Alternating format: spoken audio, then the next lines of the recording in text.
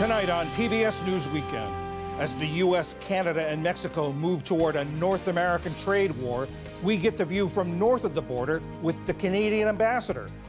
Then the mental health toll of the devastating California wildfires as residents sift through the ashes of upended lives. And I had seen a picture of the house, but that did nothing to give me any forewarning of what I was going to feel when I got here.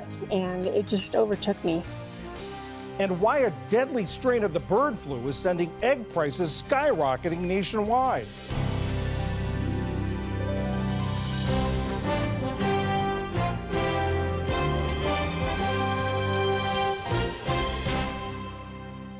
Major funding for PBS News Weekend has been provided by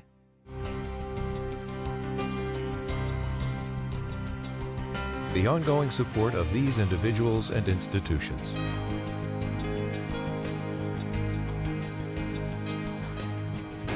And friends of the NewsHour.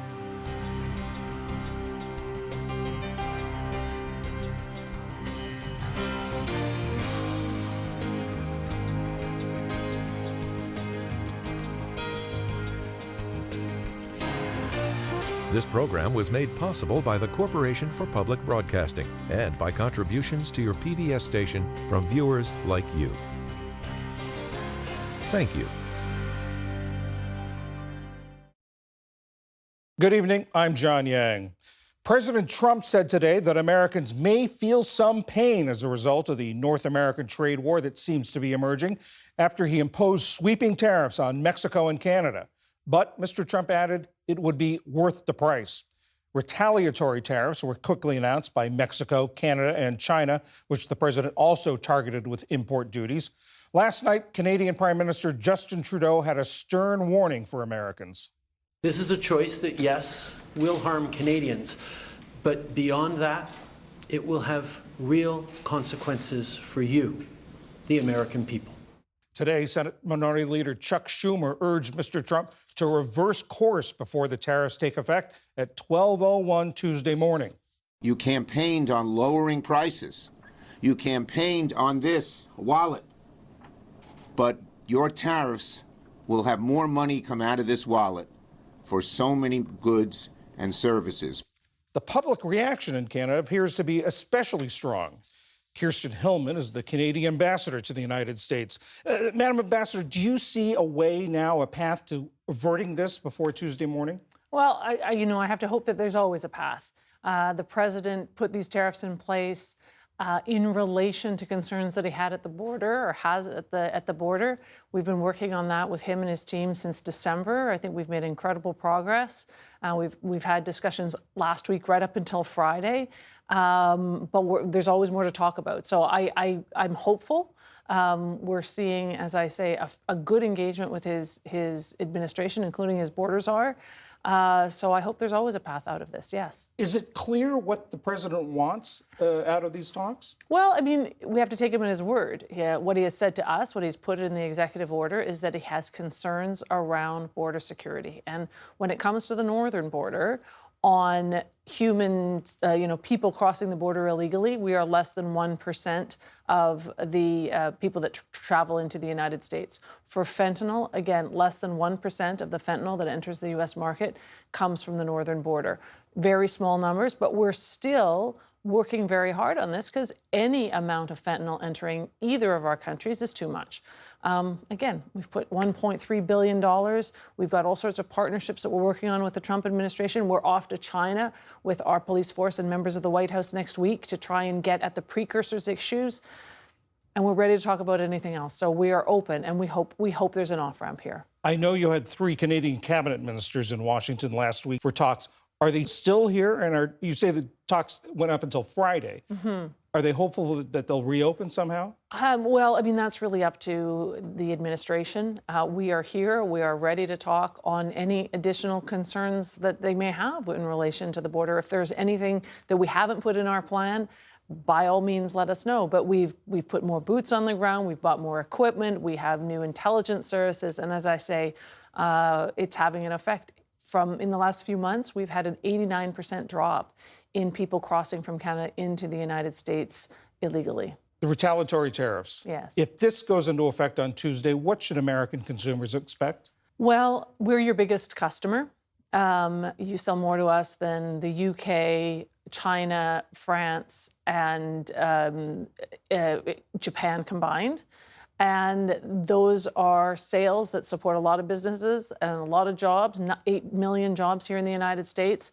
And Canadians will look elsewhere for those products because a 25% price increase in today's world is probably too much for most people. So I think that Americans who are trying to sell into the Canadian market, whose jobs depend on that, can expect some tough times. How is this resonating across Canada? So Canadians are perplexed. This is the word that I'm using. I think Canadians don't quite understand why this is coming at us. One, we have addressed and have worked to address everything that the president is concerned of with respect to the border. As I said, small problems, but problems that we are willing to lean into fully. We are your best customer. We're your friend. We're there for you and have been through wars, through domestic, disasters, through 9/11, through the hostage crisis in Iran. I mean, I don't know, really, we don't have a better friend than the United States. And there is no country that wants the U.S. to succeed more than Canada. And so I think Canadians are confused, perplexed, disappointed, but also ready to stand up for themselves. And that you are definitely seeing across the country. No better friend than the United States. How do you think this is going to affect long-term relationship? I don't know. I hope that we will move past this very quickly. We have almost 500,000 people traveling between our two countries every single day for school, for work, because they have holiday homes for family. And you've got to think that those ties are deep. You've got to think that those ties will bind us together. But this is a big test. This is tough, and I think Canadians are eager to find our path back to the fruitful partnership that we have in doing stuff together for the better good of both our countries. You've talked about Canada offering things to the United States on these issues. Can you characterize these talks at all? Is it Canada offering? Are the United States officials asking for anything? So the way it's kind of unfolded is that the president expressed concern around, again, illegal migration and fentanyl. And we were able to get together with him, but also obviously his officials, to go through the data about what is actually happening at the northern border. As I say, less than 1% of either of those are sourced out of Canada. But on the other hand, these are important issues. And Canadians want a safe and secure border too. And so we said, okay, where do you feel there might be gaps? Let's talk about that. We invested $1.3 billion in new equipment, new infrastructure, more people, but also these partnerships with the American law enforcement authorities so that we can get at some of these pernicious issues. So I think that has all been received very well. I mean, I know because I've been in these meetings. It's been good discussions, technical discussions, serious discussions. And we have asked the question, is there more for us to do? It's not clear what that would be yet, but if there is, we're at the end of the phone. We're ready to talk about it. Kirsten Hillman, Ambassador from Canada to the United States, thank you very much. Thank you.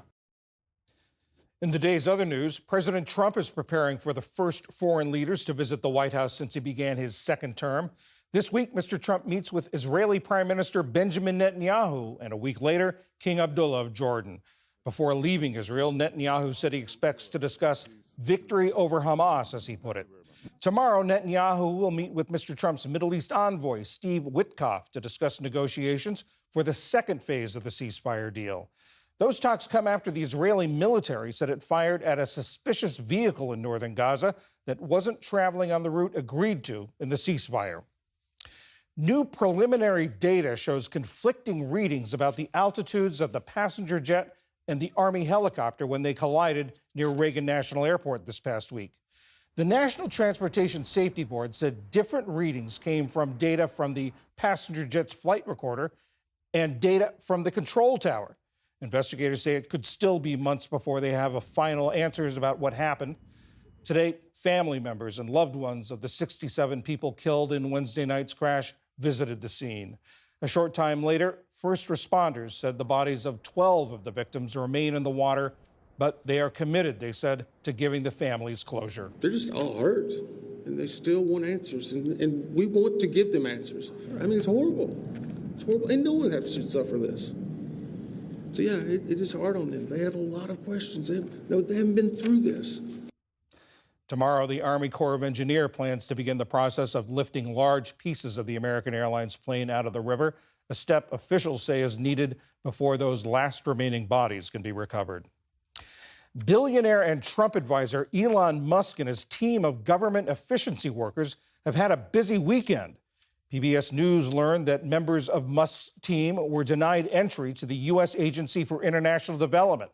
That led the Trump administration to put 2 top security officials on administrative leave. And the Associated Press reports that USAID officials also refused to turn over classified materials to Musk's team, but they eventually gained access. Today on X, Musk called the agency a criminal organization. USAID is the world's largest provider of food assistance. There was a similar access issue at the Treasury Department this weekend, where it was widely reported that some of Musk's team gained access to the federal payment system. That's the system that sends out money on behalf of the entire federal government and could be a powerful tool to monitor and potentially limit federal spending. Still to come on PBS News Weekend, exploring the lasting mental toll of the devastating California wildfires and the link between a deadly strain of the avian flu and soaring egg prices nationwide. This is PBS News Weekend from the David M. Rubenstein studio at WETA in Washington, home of the PBS News Hour, weeknights on PBS. This weekend, California officials declared that the last of the deadly fires that scorched more than 59 square miles and destroyed 16,000 structures were fully contained. Now recovery and rebuilding gets underway. Cleanup crews are working to clear debris, contain toxins, and evaluate damage, while residents grapple with the lingering mental health effects of this life-altering event. Ali Rogan has more on this ongoing toll. Rebecca Lombino's home of 20 years burned to the ground 3 weeks ago. She and her sister donned hazmat suits and picked through the rubble. It was an overwhelming feeling of seeing the devastation, and I had seen a picture of the house, but that did nothing to give me any forewarning of what I was going to feel when I got here, and it just overtook me. Look at this beautiful home where someone lived, you know? Actor and producer Steve Guttenberg captured the destruction the day after fire tore through his Pacific Palisades neighborhood. I was really conscious of my mental state and my mental health because the last 3 days, I've seen such tragedy. I've seen people scared, people in wheelchairs, you know, mothers and fathers trying to find their kids, you know, people having anxiety attacks, panic attacks. One study found that up to 60% of adults might suffer post-traumatic stress disorder for up to 6 months after a wildfire. At least a quarter may experience major depression and anxiety. PBS News spoke with Americans who have lived through past wildfires about how they continue to be affected. It does take a toll on you mental health-wise because it's not something you could just turn off. Todd Mott is a veteran wildland firefighter in Montana. I think I went into avoidance mode for a long time, and I was holding on to things and not really necessarily expressing whatever the dissatisfaction with the situation was, or how I was traumatized by, you know, seeing somebody's family album with the burning pictures blowing down the street. And it's not just first responders and those who've lost their homes who suffer. Mitch Stone evacuated during the massive 2017 Thomas Fire. Everyone still talks about it as though it was a recent event. It's hard to believe it's as long ago as it really was because it stays very present in your mind. His home survived, but the experience has stayed with him. Every time that wind blows, and especially if you see fires burning in other areas, you're immediately put into a different state of mind. For more on how people can be affected for years by the trauma of a disaster, we turn to Dr. Sherry Weiser. She's the co-founder of the University of California Center for Climate Health and Equity and a professor of medicine at UC San Francisco. Sherry Weiser, welcome. These LA residents, many of them, are moving from survival mode to recovery mode. What are the intended challenges with that? There are so many challenges, as you said it. Some people have lost their homes, some are evacuated and their homes are at risk. Many others are just affected by wildfire smoke. For others that are maybe not directly affected, but they're emotionally impacted by things like eco-anxiety and feelings like Los Angeles will never be the same. The impacts on people's psychological health is maybe a little bit different depending on what group people fall into. I think with people who are displaced, there's also a mental health burden of evacuation and the uncertainty that comes with not knowing where you're going to live, how you're going to deal with your insurance, where you'll resettle. Are you going to go back to your home? Is your home going to be safe? So there's just a lot of stressors for those individuals. Research shows that trauma of a disaster like this can last for years. What can people do to cope with some of those long-term effects? So first of all, just to emphasize what some of those long-term effects are, you mentioned post-traumatic stress disorder. People also can develop a new onset of depression, of anxiety disorders. For people with pre-existing mental illness, you can see exacerbation of those, and people can develop suicidal thoughts and ideations, and people will sometimes increase their substance use and worsen substance use disorders. So there's a lot of mental health consequences. And then to protect themselves, I think it's really about implementing proactive strategies to mitigate those risks. So first, of course, people need to go to a safe place. So they need to meet their basic needs. Once that's taken care of, I think it's very important for people who have been directly impacted to limit their exposure to the media. Particularly very vivid images of wildfires can be very triggering. Social support, I can't even overstate how important that is.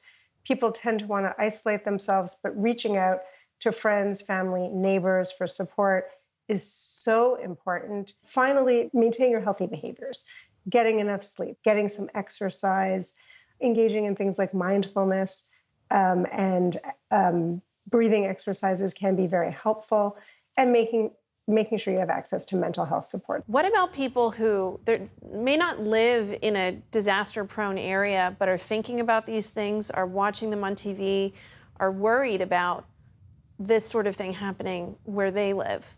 So certainly there is tremendous eco-anxiety that people are experiencing all over California and really across the US about the devastation that they're witnessing in Los Angeles.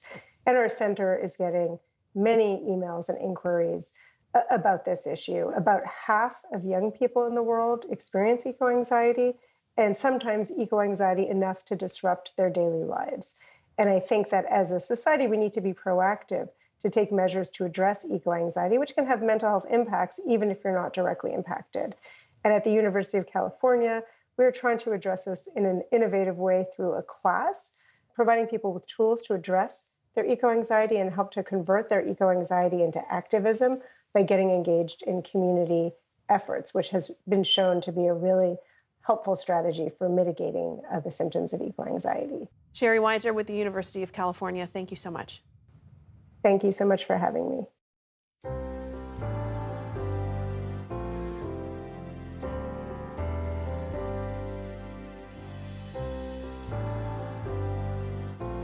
If you go grocery shopping, you don't need us to tell you that eggs are expensive and in some places in limited supply. In 2024, the average price of a dozen large grade A eggs jumped 65%, while overall food prices rose just 2.5%. And the Agriculture Department predicts prices will go up another 20% this year. A big reason for these sky-high egg prices? The bird flu outbreak that started in 2022. Since then, efforts to limit the spread of the virus have led to the slaughter of more than 145 million chickens, turkeys, and other birds, the vast majority of them egg-laying chickens. Two perspectives on this story. David Anderson is a professor and livestock economist at Texas A&M University, and Angela Rasmussen is a virologist at the University of Saskatchewan. David, let me start with you. Help us by putting these prices, these high prices, into perspective. In the historical context, where do they stand? Well, these are all-time record high prices. So, in a historical context, we're at the peak. We're the highest they've ever been. Are there some regions of the country that are harder hit, or the prices are higher than in others? Well, yeah, there are, particularly if we look at the coasts. New York and California, we certainly see higher prices there for the same reason they're always higher in those locations. One is it's a long way from where we produce the majority of the eggs in the U.S. to those markets. But, once you get down, if you're going to deliver to a store in New York City, it's probably a little more costly to get to those markets. And David, how big a factor is bird flu in this? And are there other factors That really as well? is the factor. That really is the factor in these prices. We have other things like a long-term increase in demand for eggs as we've increased our protein in our diets. Eggs compete as a protein source with meats and other vegetables protein sources. But those long-term trends in increasing demand are really dwarfed by this sudden shock to the system of a disease outbreak that wipes out a portion of our supplies.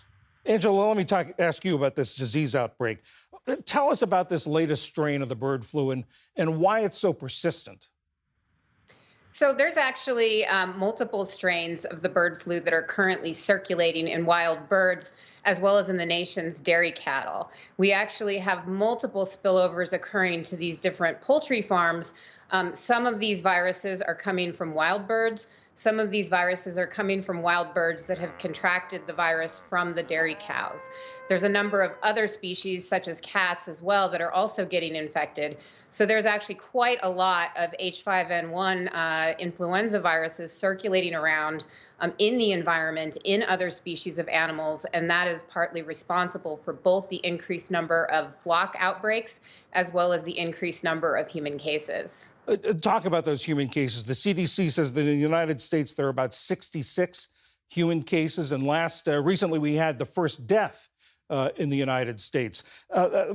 What's the risk to humans, and how worried should people be about it?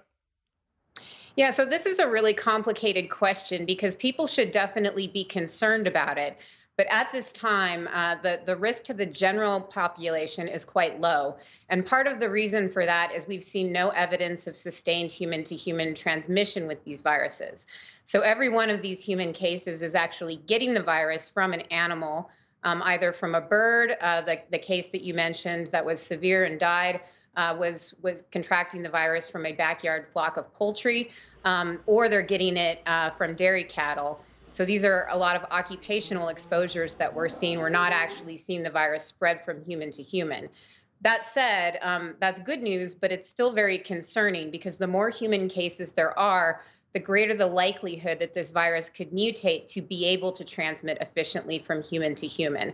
So while the general risk to the population is low unless you're handling or in close proximity with one of these animal species, we really do need to keep an eye on this to make sure that any human-to-human transmission is detected before it has the opportunity to spread outward into the human population.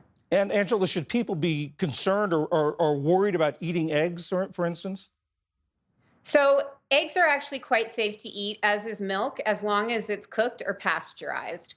I wouldn't recommend eating raw eggs right now because we do know that eggs can support the growth of influenza viruses. In fact, that's how we often grow vaccines for flu. They really grow up a lot of virus. So make sure you cook the eggs, make sure you're drinking pasteurized milk, but otherwise the food supply is safe. David, what's it going to take to bring these prices down to earth? Well, the first thing we need is the disease to quit occurring and wiping out chicken farms. And the second thing is just time to rebuild flocks, to replace the lost birds. And that just takes a little bit of time. Talk about that. How long? I mean, we've talked about the flocks that have been destroyed. As soon as it shows up in a flock, to try to keep it from spreading, they destroy the flock. How long does it take to rebuild that flock? Well, it takes about 26 weeks to grow a hen, a pullet they're called, to get them to where they start laying eggs. And then it takes a little while longer to get the eggs fully sized. The first ones are kind of small. So to get to the eggs, the large ones that we see at the store, or extra large, if you like those, takes a little bit longer. And so, just think about, here we are with biology. That's really our time constraint. It just takes some time to do that. Although we can look at egg prices and they're highly volatile, we go back to 2022, 23, and we went from over $5 a dozen to 84 cents per dozen by May of 23. So the potential for lower prices is there, just given a little bit of time. David Anderson, Angela Rasmussen, thank you both very, very much. Thanks for having me. Thank you.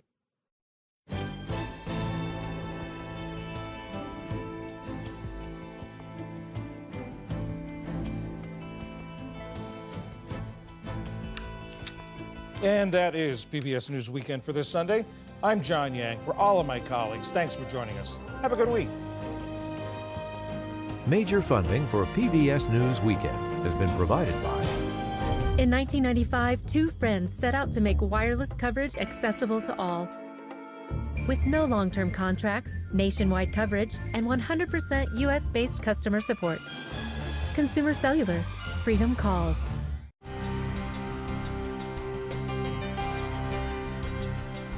The ongoing support of these individuals and institutions.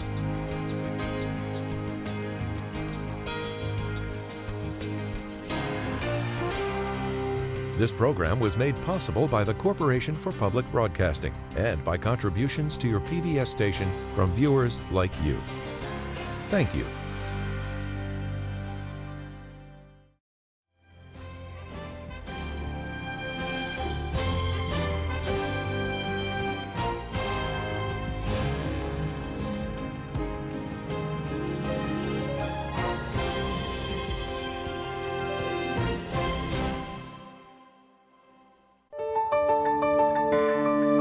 You're watching PBS.